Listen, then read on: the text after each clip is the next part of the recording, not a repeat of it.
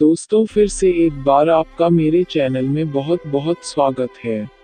कहानी का नाम सुदामा और श्री कृष्ण की दोस्ती। आशा करता हूँ आप सब अच्छे होंगे। सुदामा और भगवान श्री कृष्ण कहानी का अंतिम भाग। आइए कहानी आरंभ करते। जब कृष्ण ने सुदामा के चावल खाए, भगवान की नजर अब भी चावल की पोटली पर है। सुदामा जी ने देखा तो वो पोटली और जोर से काख में दबाए, लेकिन वो पोटली ही खुल गई। उसी समय भगवान उछले और 4 मुट्ठी चावल की पोटली को छीन लिया है। भगवान ने बोला कि मित्र, आज तुम फिर वही गलती करने जा रहे थे जो बचपन में की थी। मेरी भाभी के दिए हुए चावल तुम क्यों छिपा रहे हो? भगवान ने 1 मुट्ठी चावल खाए और 1 लोक का राज्य सुदामा को दे दिया। फिर दूसरी मुट्ठी चावल खाए तो दूसरे लोक का राज्य सुदामा को दे दिया। श्रीमद् भगवान में 1 मुट्ठी चावल का वर्णन है, लेकिन संत महात्मा कहते हैं कि नहीं, कृष्ण ने 2 मुट्ठी चावल खाए थे। जब तीसरे मुट्ठी चावल खाने लगे तो रुक्मणी जी के हाथ से पंखा छूट गया और बोली कि प्रभु, आपने 1 मुट्ठी चावल खाए तो 1 लोक का राज्य दे दिया, 2 मुट्ठी खाए तो 2 लोक का राज्य दे दिया। अब तीसरे मुट्ठी चावल खा लोगे और तीनों लोकों का राज्य सुदामा को दे दोगे तो सोचा है कि आप कहाँ रहोगे। गुरुदेव कहते हैं, जब भगवान देने पर आते हैं ना तो सब कुछ दे देते हैं, खुद को भी दे देते हैं, लेकिन सच्ची निष्ठा से तुम भगवान के पास जाओगे तो कभी भी भगवान की कृपा से दूर नहीं जाओगे। एक निष्ठ भाव से उनको याद करो, उनसे प्रेम करो। भगवान ने रुक्मणी से कहा, देवी, आपके मुख से ये बात अच्छी नहीं लगती है।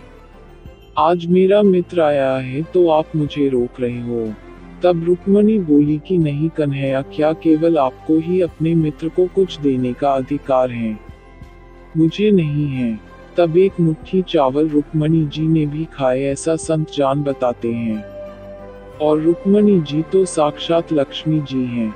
सुदामा जी के घर गई हैं और उनकी पत्नी बच्चों को हर तरह के धन धान्य से परिपूर्ण कर दिया है। यहाँ भगवान ने भी अनंत कृपा की है सुदामा जी पर। अदृश्य कृपा की है आज सुदामा जी पर। गुरुदेव कहते हैं कि संसार का आदमी किसी के लिए कुछ करेगा तो गाता फिरेगा, लेकिन भगवान किसी से कुछ नहीं कहते और अनंत कृपा कर देता है, क्योंकि भगवान से ज्यादा कौन से दे सकता है भैया। आज सुदामा जी महाराज भी भगवान की कृपा को समझ नहीं पाए। सुदामा जी महाराज आए तो 2-4 दिन के लिए थे और 6 महीने हो गए। एक दिन सुदामा जी कहते हैं, कन्हैया, अब हमें आज्ञा दीजिए। भगवान बोले कि पधारिए, जाइए। सुदामा बोले कि कन्हैया ने एक बार भी नहीं कहा कि 2-4 दिन और रुक जाओ। अब आज्ञा दी है तो जाना ही पड़ेगा। सुदामा जी ने पूछा, कन्हैया, तेरी भाभी को कुछ देना हो, लेना हो या कुछ कहना हो तो बता दे। कृष्ण बोले कि हाँ भैया, मेरी भाभी को दोनों हाथ जोड़ के मेरा प्रणाम दे दियो। अब सुदामा जी बोले कि ये कैसा द्वारिका का राजा है कि कोरी राम राम में भेज रहा है।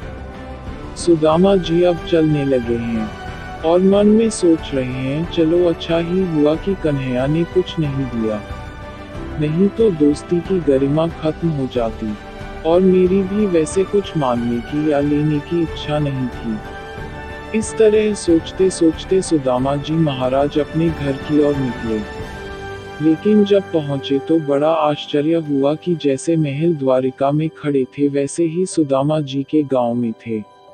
सुदामा जी बोले, कहीं मैं दोबारा घूमकर द्वारिका में तो नहीं आ गया, क्योंकि पृथ्वी गोल है। लोगों से पूछा कि ये कौन से राजा का नगर है। लोग बोले कि ब्राह्मण देवता ये सुदामा नगर है। वहां पर एक बहुत सुंदर महल खड़ा है और महल की खिड़की पर उसकी पत्नी खड़ी है, सुशीला। सुशीला ने अपने नौकरों को सुदामा को लेने के लिए भेजा। जब सुदामा ने अपनी पत्नी को देखा तो गहनों से लदी खड़ी हैं। ये सब तुझे किसने दिया? सुशीला बोली कि आप तो द्वारिका गए थे और आपके पीछे से भगवान श्री कृष्ण के कुछ सेवक आए और मुझे ये सब देकर चले गए। सुदामा जी बोले कि नहीं सुशीला, तू सच बता, ये सब किसने दिया? यदि तू सच नहीं बताएगी तो मैं तुझे घर में नहीं रहने दूंगा। सुशीला बोली कि यदि आपको विश्वास नहीं है तो अपने मित्र से खुद ही पूछ लो। सुदामा बोले कि कहाँ है कन्हैया? सुशीला कहती है कि अंदर ही बैठे हैं। सुदामा बोले कि वो तो द्वारिका में है।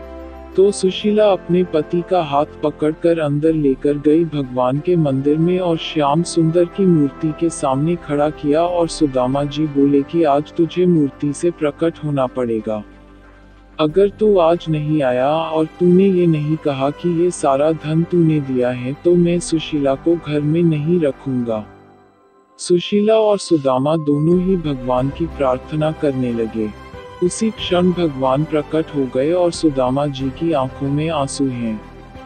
सुदामा जी ने कहा, क्यों रे लाला ये सब तूने दिया है? भगवान बोले, क्यों मैं नहीं दे सकता क्या?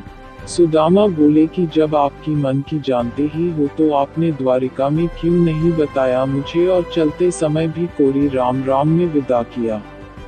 भगवान बोले, देख सुदामा, सच सच बताना कि तेरे दिल में मुझसे कुछ लेने की इच्छा थी क्या?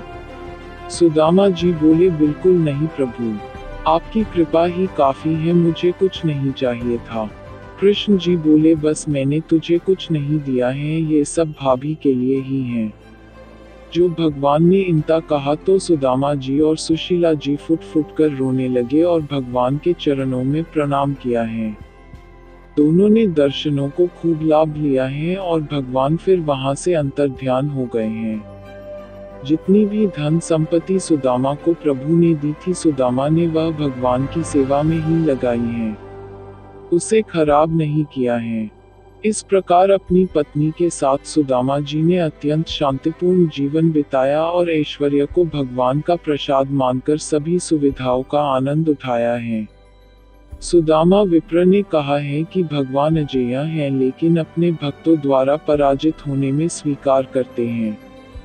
इस तरह सुदामा जी का चरित्र पूर्ण हुआ है।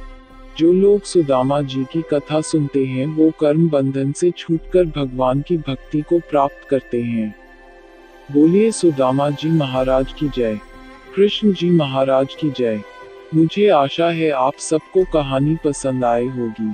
आप सब अपना ध्यान रखिए। Take care. Bye. Please subscribe my dear friends.